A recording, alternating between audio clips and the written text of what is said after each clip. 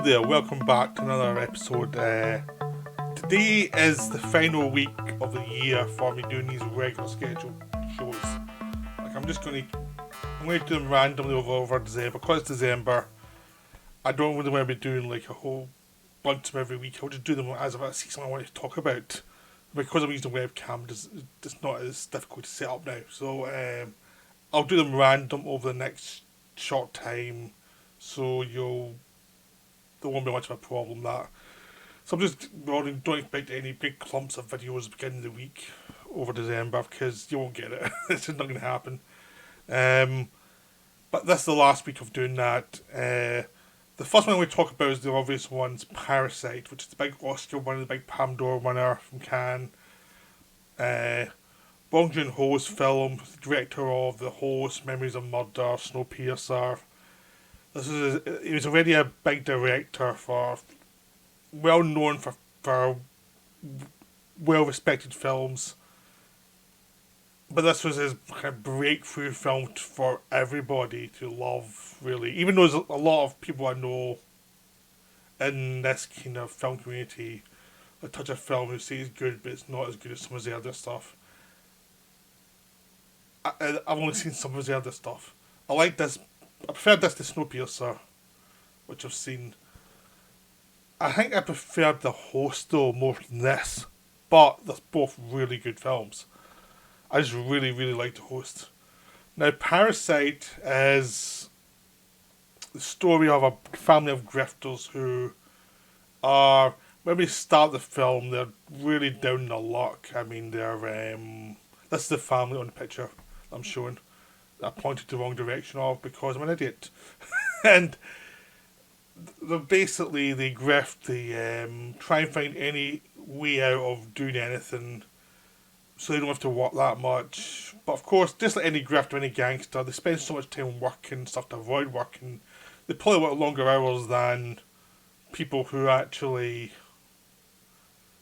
just go and do a job. You know, they'll always try and get schemes to get free internet, free this, free that. It's obvious they've got some talents, like the son's obviously intelligent.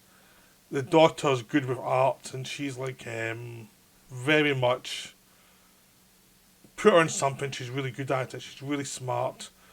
But both of them have parents who have been grifters for a while and who have come through a society that's beating them down, that's really beating the hell out of them, and they've kind of dropped their bad habits onto their children, really. It's like, don't expect anything. The world's corrupt. You have to con these people because that's the only way to get ahead. And whatever you do, you'll fail. It'll be a failure. So you may as well just do these little grifts here or there. So their family are always doing these little grifts. They're always trying to take advantage of things. Rather than just letting things be, they will try and take advantage of it. So they're people you wouldn't trust in any possible way. You would just not trust them with anything. And as the story begins, they are in this like sub-basement apartment. There's 4 of them stuck in this hellhole, which you see in this picture. It looks horrible. They're the poorer parts of the film. It turns out the son has a friend he comes from a much richer background, who's going to college.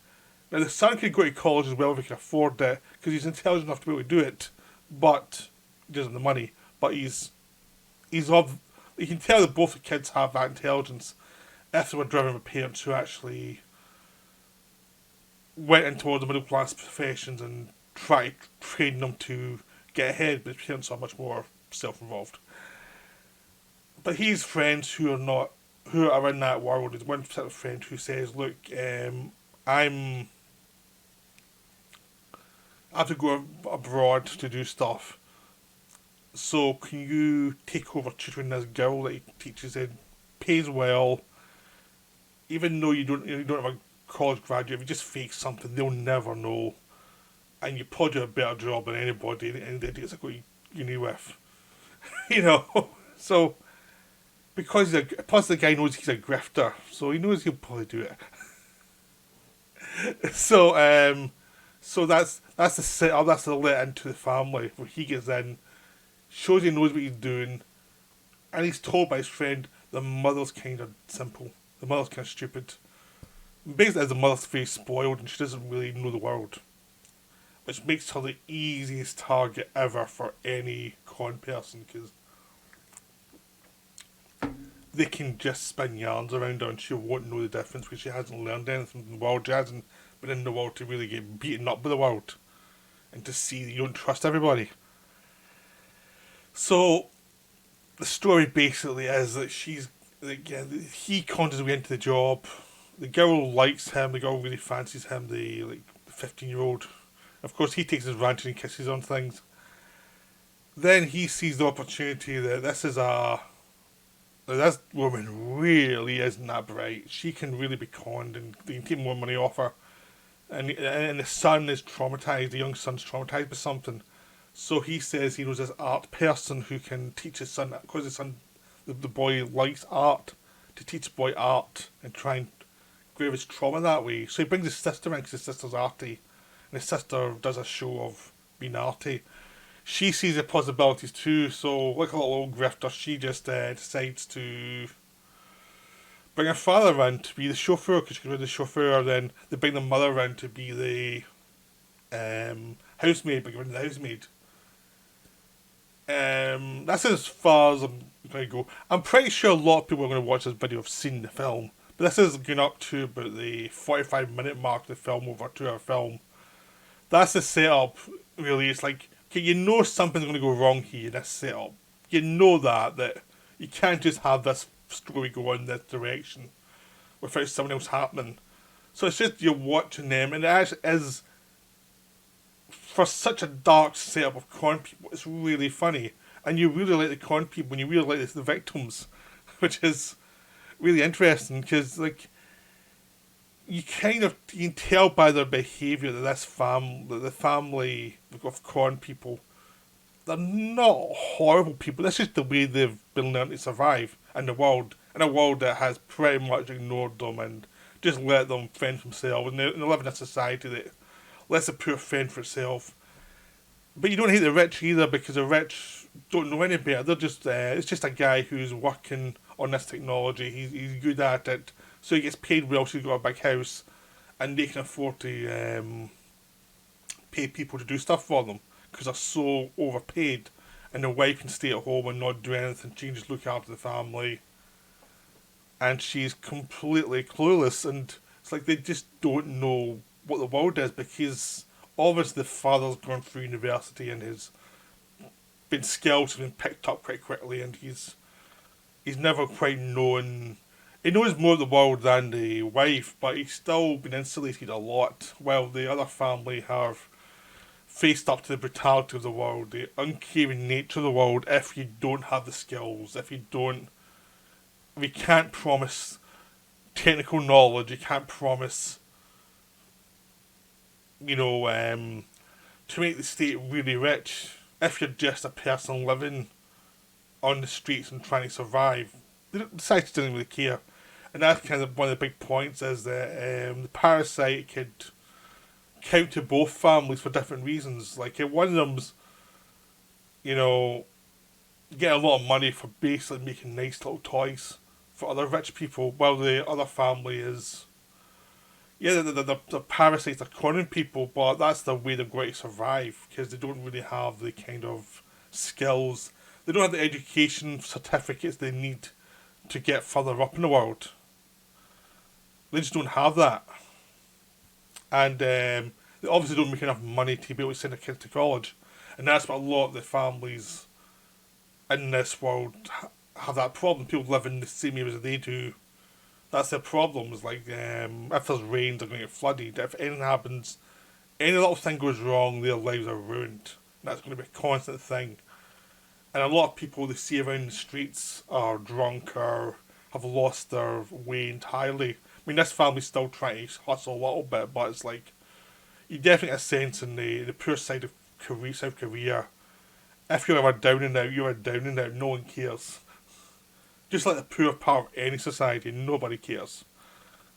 So you've got this kind of dynamic of the you've got the rich versus the poor, but it's complicated because Neither side are saints, and neither side neither side understands the other, really. And that's what comes across as the film goes further on, without getting plot away or anything. That neither side really understands the plight of the other. Like the the Con family really don't understand.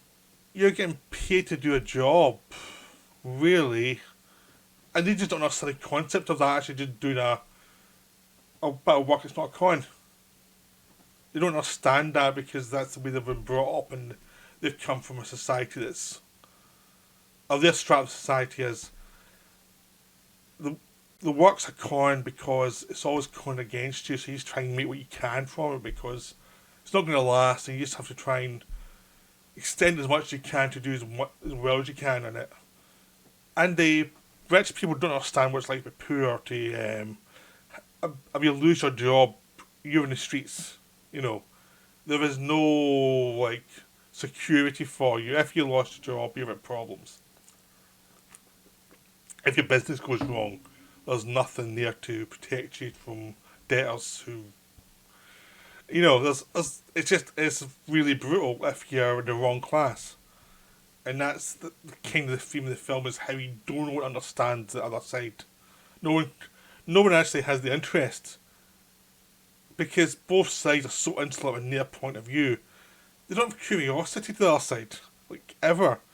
Like their idea is, like the rich people say, this guy, the father who's a chauffeur smells a little bit. It's a weird smell about him, which is the smell of the streets.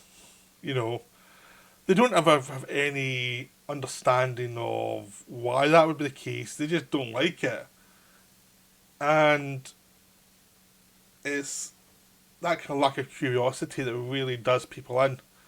And the idea of you're always insular, like you're always going to be fighting someone else, as the things become more and more entangled. Any people from the poor areas who are still struggling would rather fight each other than fight the rich. They'd rather fight to get that little bit of crumbs rather than trying to say, well, let's deal with the rich. And the only approach they've got is to actually either be the kind of slave of the rich or fight the rich, or become the rich. There's no indication that reform is a good idea. It's just like, they're so practical, it's like, it's never going to work, it's always going to be a con. I mean, that's the big thing about the working class in this film. They see everything as a con. Everything, they've been so beaten down. And they even say the woman who's in charge of the house, the woman who's the wife, is nice because she can afford to be nice because she's rich. She's money enough to be nice. She doesn't have to deal with the stresses of being poor. So it becomes a social story of the complications of rich versus poor and how no one can really look at each other and how everyone's just in their own little box psychologically as well as financially. It's like they're not going. There's so much self interest going on. Like the rich don't want to look beyond their little things. It's scary. It's just too scary. Do not look at it. It's like other people have problems, not in our business, and the poor look at the rich and says, "We don't care how you suffer. It's none of our business. We just want your money." It's about capitalism, the corrosive effect of capitalism on people, and how they allow it to corrupt them in different ways. That's kind of what the film really has going for it. It's a corruption of either having money or not having money, and seeing how it affects your actions, how it affects your morality, and how it affects how you see the world. And everybody sees it differently. Because you see development of the characters as they go along. Like some move on, some don't, and it's and some pay badly for minor infractions, and some get away with a lot. It's a wonderful film. It was really deserving of the Oscar win. It was so good that it was like, I can't believe it won the Oscar because it's too good for the Oscars. It's that kind of thing. I don't want to say any more because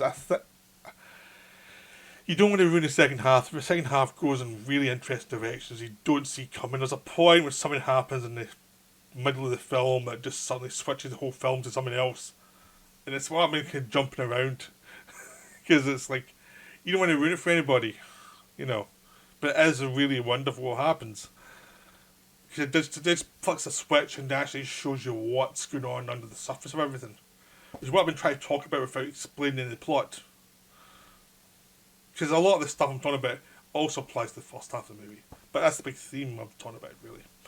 So I hope you enjoyed this, and I'll be back soon with some more videos. But this is a look at Parasite. Finally, I get around to Parasite. I've only had it for like 4 months. But because it won the Oscar, I kept putting me off watching it. Because I thought it was going to be overrated. I hope you enjoyed the video, and I'll be back soon with some more.